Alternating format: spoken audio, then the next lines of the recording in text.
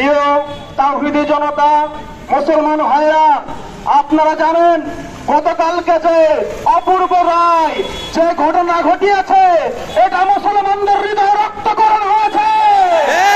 আপনারা শুধু জানেন নয়, আপনাদের আরো একটা কথা মনে করতে চাই, যুগে যুগে মুসলমানদেরকে নিয়ে, যুগে যুগে আল্লাহর নবীকে নিয়ে, যুগে যুগে মহাগ্রন্থ আল কোরআনকে নিয়ে বিভিন্নভাবে বিভিন্ন সময় ষড়যন্ত্র হয়েছে।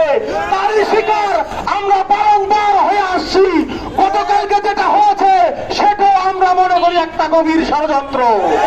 কিভাবে মুসলমানদেরকে ছোট করা যায়, কিভাবে পবিত্র কোরআনকে ছোট করা যায়, কিভাবে মুহাম্মদ সাল্লাল্লাহু আলাইহি ওয়াসাল্লামকে ছোট করা যায়, তারই একটি ষড়যন্ত্র উদাহরণ এটা।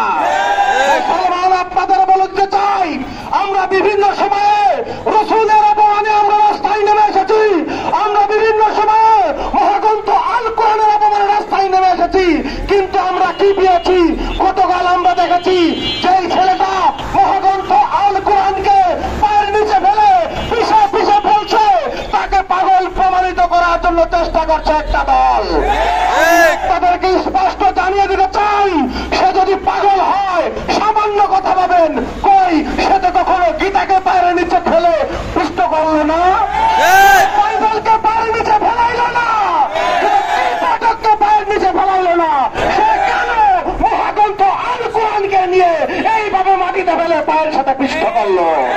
আমাদের একটাই কথা, এই লোককে যদি অতি তাড়াতাড়ি সারা বাংলার লোকের কাছে, সারা বিশ্বের লোকের কাছে একটি ফাঁসি দিয়ে উদাহরণ না তৈরি করা হয়, আপনাদেরকে আমরা বলতে চাই, এর চাইতে জনগণ নিয়ে সারা বাংলার মুসলমানদেরকে একত্রিত করে আমরা রাস্তায় নেমে যাব, জিহাদের ডাক দিব আমাদের।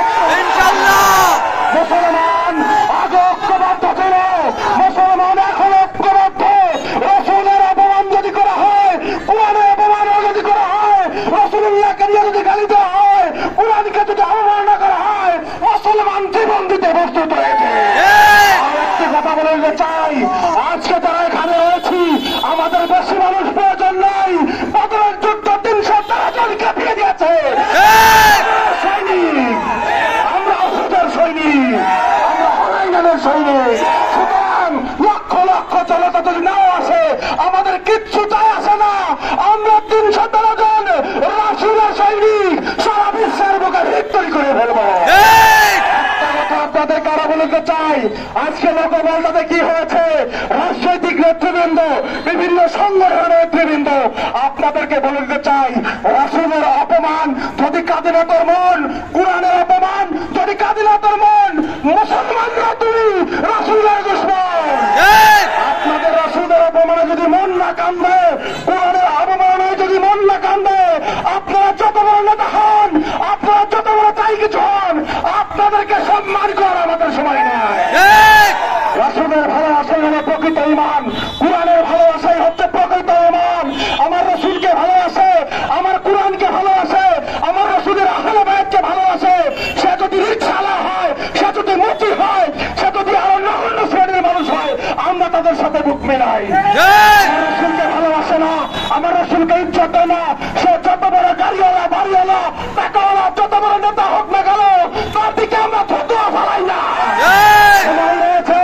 মাঠে নেমে আসুন, রাসূলের অপমানে আপনাদের মুসলমানের দায়িত্ব আপনারা প্রকাশ করুন। আমি এই বলে আজকে আমি সংক্ষিপ্ত বক্তব্য শেষ করছি। নারে তাকবীর, আল্লাহু আকবার।